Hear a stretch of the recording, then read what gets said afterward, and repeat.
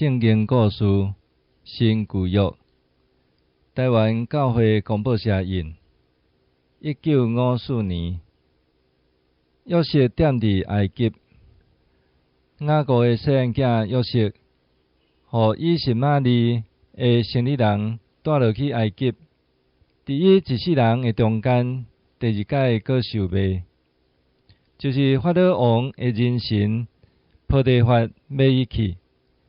伫这中间，约瑟受疼痛，也受怨恨，迄落家受人袂记得伊的温情，也到尾成做迄国的第二领袖。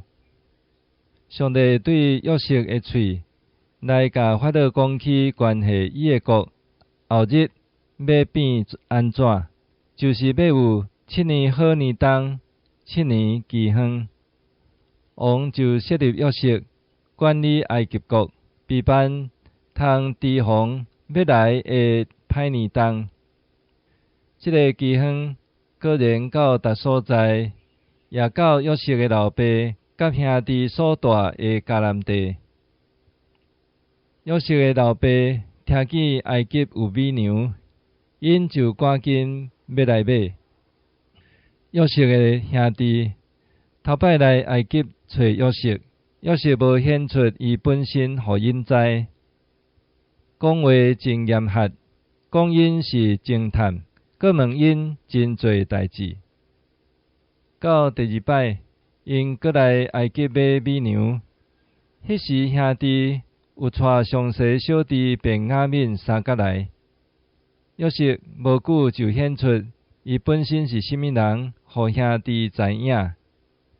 迄时因感觉真见笑，过去因所做是偌尼对约瑟不住，总是约瑟欢喜赦免因讲，毋免惊，这是上帝找我大生恁来，因为要保全性命，伫即个饥荒的时阵。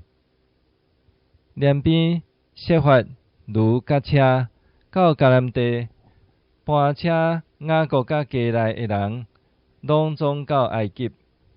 老人一个听见伊所听约瑟要得活，是非常欢喜。